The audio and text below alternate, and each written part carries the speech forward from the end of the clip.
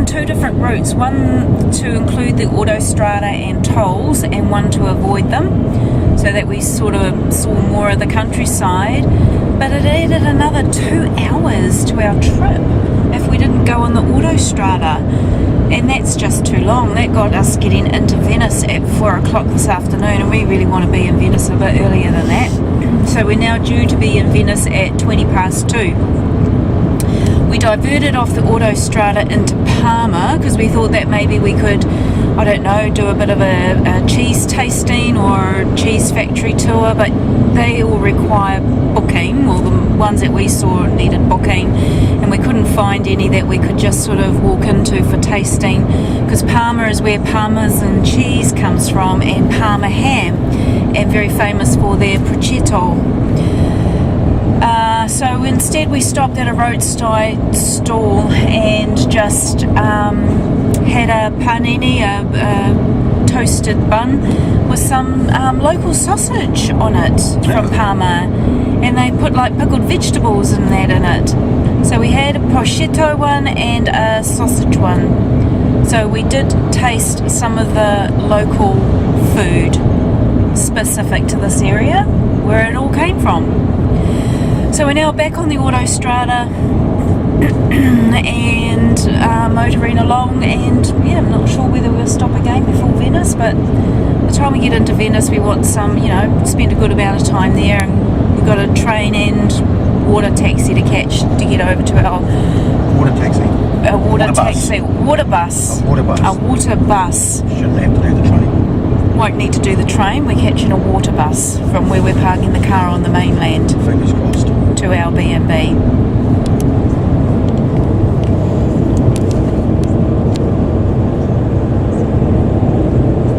Venice It is the building parking that we researched up on, and it's close to the ferry terminal. It's close to the cruise terminal, and we can get onto the a water bus that'll take us into central Venice for us to be able to get our accommodation. So you pay a daily rate just when you get back. I'll put the rates that we ended up paying below. About €21 It's about €21 a day. It's one of the cheaper options. You don't have to worry about catching the train or a bus or anything. You can get straight on the boat. There's also parking down here for camper vans, so it's a really good facility. Just make sure that we've backed our car up as close to the wall as we can. Our packs are locked away out of sight in the back, and there are signs everywhere saying please don't leave anything visible inside. It's just like any other parking building all over New Zealand, really, and the world actually. So we're just taking our small packs in with us for, well, we've initially booked 2 nights, but we do have time if we want to spend an extra night if we find that there are things that we want to do. The bridge coming in, camper van parking, it's got everything here. Yep, explained about the camper van parking. So great facility right by the water, and just behind us is a cruise boat in at the moment. We're on the water bus. €7.50 one way. You don't even have to say where you're going. There's just like one price. So apparently we go for 2 stops, get off, and then we hop on number 1.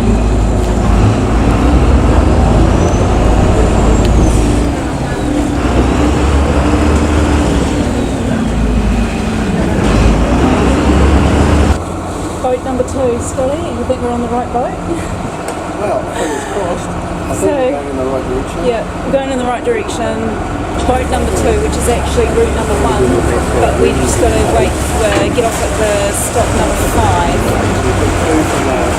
Yeah, boat number 2 from the first one by the car park, got off after 2 stops and then transferred onto boat number 1 at Pier Roma. What I've read, once you've activated your ticket, it's got off for 75 minutes. 75 minutes you can use it. It's a whole nother world when we hop off the boats, off the canals, down a little side alley and into a whole new world. Are we going the right way? Yep.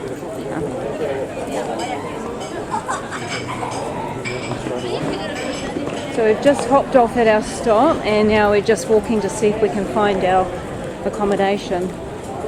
It should be somewhere around here. We've got all this at our doorstep. See all of it? That's the Longley. Yep, that's us. Ah, we found it. And we're going to find the third floor. 4391A. Beautiful. Alright. Okay, so Hotel Locanda is located on the third floor of this amazing old building. And it was the original palace back in the 1500s. And it got burnt virtually to the ground in the 1700s and was rebuilt. They've maintained the original facade, which is out, we will hopefully see on the other side of the Grand Canal, which it borders.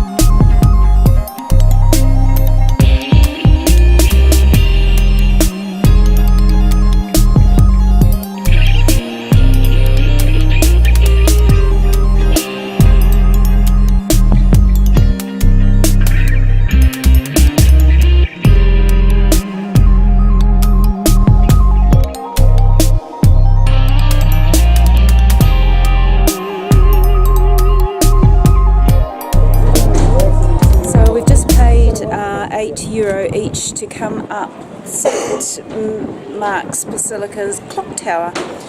So, and it was all by elevator. We didn't have to do any steps.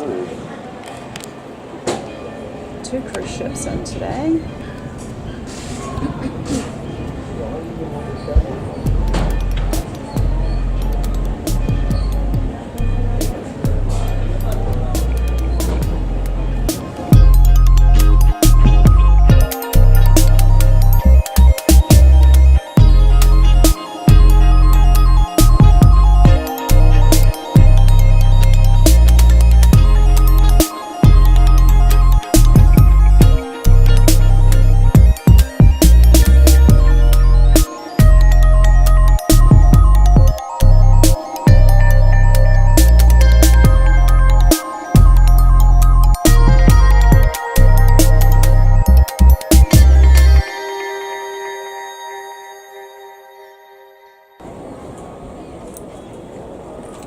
So during king tides, there can be severe flooding here in Venice, and St Mark's Basilica Square is the first one that gets hit, and the water starts bubbling up underneath the paving stones. And Scott's just now going to indicate where the came in 1966. Where the serious flooding occurred on the side of the bell tower in St Mark's Square in 1966, 4th of November. The worst ones come twice a year, in May and November around the full moon time. So it just all starts bubbling up underneath the paving stones.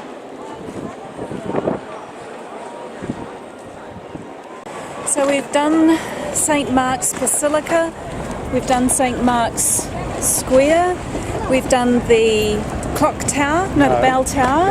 Bell tower, and we've seen the clock tower. We've seen Dowager's Palace and we've seen the Bridge of Sighs. So now we are now wandering down a 9th century promenade where markets have been held here since the 9th century. Go figure that. Oh, we really are trying to find places to go and see away from the crowds and the churches. Scotty doesn't want to go into another church. I don't mind churches, but after about 20 or 30 of them. Oh, Venice is just so crowded. And we've really come to the conclusion that we like the roads less travelled. The thrill is in discovering places that we haven't really heard of before, and maybe a lot of other people haven't either. I'm just wondering whether we're the only people in the world to be a little bit underwhelmed by Venice. It's lovely to be here, and the thrill is actually just to be here, but to be honest, it's just a little bit underwhelming, really. It's been spoilt by the amount of tourists, and we have heard about that. We have heard that before, but they really do need to be careful, because I just don't know where it's all going to stop. But there is no control into the amount of people that are coming and going. Not like Cinque Terre, where they monitor the people in and out, and there is no parking, and so that therefore is a natural limitation on how many people can go in and out of the place. But there is no limits here, and they'll just keep taking them and taking them. So anyway, we'll keep walking. We're going to try and find some places that are away from the maddening crowd and of interest.